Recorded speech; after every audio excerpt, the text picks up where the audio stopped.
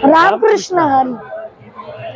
आज 16 मार्च 2025 375 वैकुंठ गमन सोहळा आज देहू या तीर्थक्षेत्री संपन्न होत आहे। लाखो भाविक महाराष्ट्रातून हे वैकुंठ गमन नांदुरकी वृक्षाचं 12 वाजून 2 मिनिटांनी दर्शन केलं। हा सहदेही याची देही याचं देव आहे हे बघण्यासाठी महाराष्ट्र, कर्नाटक अनेक राज्यामधून लाखोंच्या संख्येने भाविक इथे येतात। रात्री इथे मुक्कामी थांबतात। तुम्ही बघा सगळीकडे प्रत्येक जण इथे आपली जागा आणि मुक्कामाची सोय करून इथे थांबलेले आहे आणि त्यांना हा सुवर्ण क्षण त्यांच्या डोळ्यांनी आज जपायचा आहे। तुम्ही बघत आहात नांदुरकीचा वृक्ष आज सजवलेला आहे। भरपूर गर्दी आहे। पहाटे 5:30 वाजले आहेत। अभूतपूर्व सोहळा आज आपल्याला बघायला मिळतो। ज्ञानिया रचिला पाया तुका झालासे कळसे। भागवत धर्मामध्ये वारकरी संप्रदायामध्ये तुकाराम महाराजांची अभंग गाथा ही वेदाचा 5वा वेद मानला जातो।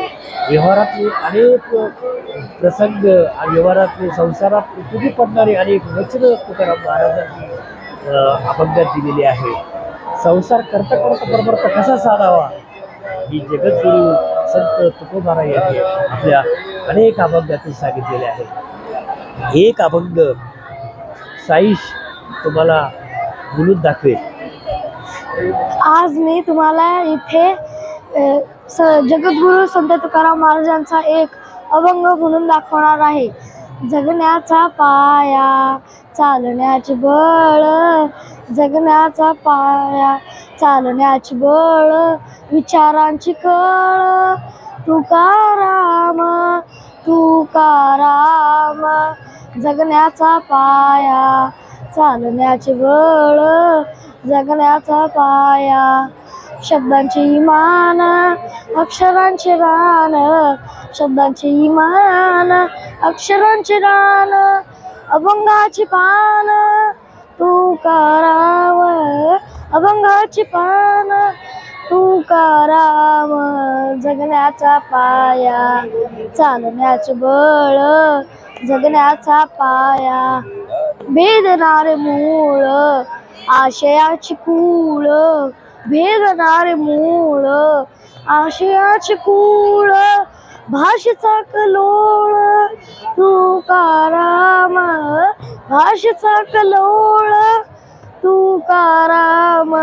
जगण्याचा पाया चालण्याचे बळ, जगण्याचा पाया, खोल पसरतो पुन्हा उगवतो, खोल पसरतो पुन्हा उगवतो, सांगून उरतो तुकाराम, सांगून उरतो तुकाराम। जगण्याचा पाया चालण्याचे बळ, जगण्याचा पाया। छान।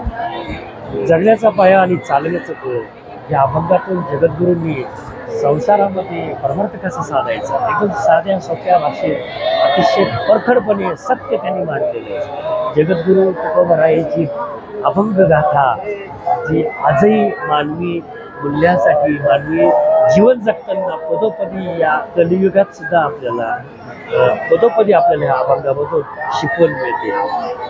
सगळ्यात महत्त्वाचं जगद्गुरूंनी जे जीवनामध्ये आपल्याला काही महत्त्वाचे मूल्य जीवन जगताना आपल्याला काय महत्त्वाचं आहे, कसं जीवन जगलं पाहिजे याची महत्त्वपूर्ण माहिती आपल्या अभंगामधून दिलेली आहे। फाल्गुन मध्य द्वितीयाला कृष्ण पक्षामध्ये मार्चमध्ये हा सोहळा संपन्न होतो। वैकुंठ गमन म्हणजे काय? वैकुंठ गमन म्हणजे ही एक निर्विकार, एक शांतता, एक मनाची शांतता, ही अवस्था या वैकुंठ गमनाची आहे। ही 375 वर्षापूर्वी तुकाराम महाराजांनी आपला सहदेह या देहूमधून वैकुंठ गमन केले आहे, अशी वारकऱ्यांची एक मनामध्ये आस्था आहे. वारकरी संप्रदायामध्ये जगद्गुरूंना आढळ असं स्थान आहे. जसं तुका आकाश आहे एवढा, इतकं चांगलं वर्णन जगद्गुरूंनी आपल्या अभंगामध्ये दिलेले आहे. आज आम्ही येथे पहाटे खूप गर्दी आहे, तरी आम्ही दर्शन घेतलं आहे. तुम्ही बघू शकता हे नागरिकीचं वृक्ष आहे, ते दुपारी 12:02 हलतं. ते त्यांनाच दिसतं ज्या मनापासून, ज्या अंतःकरणारे अंतर्भूत होऊन ज्यांनी अहंभाव सोडला आहे, अशा लोकांना नागरिकीचा वृक्ष हालताना दिसतो. जगद्गुरूंनी स्वतःच्या वागणुकीतून त्यांनी सांगितलं, अहंभाव सोडला तरच मोक्ष प्राप्ती होती. आज आपल्याला या कलियुगामध्ये अहंभाव खूप आहे, त्यामुळे मोक्ष प्राप्ती होताना किंवा परमेश्वराची प्राप्ती होताना अडचण होते. म्हणून जगद्गुरू शेवटी आपल्या अभंगात म्हणतात, आम्ही जातो आमच्या गावा, आमचा राम राम द्यावा. आम्ही जातो आमच्या गावा, आमचा राम राम द्यावा. आजवर होतो तुमच्या गावी, आजवर होतो तुमच्या गावी, अशी कृपा असू द्यावी. आता कसले येणे झाले, आता कसले येणे झाले, सहज खुटले बोलणे. परमेश्वर विठ्ठल बोला, परमेश्वर विठ्ठल बोला, तुका गेला वैकुंठाला. किती मनाला स्फूर्ती देणार, आज देहाला चैतन्य फुलवणार अभंगातले पाल जगद्गुरूंनी हे लिहिलं. आजही मनाला अधिक समाधान देणारा क्षण बघा, हे वासुदेव बघा.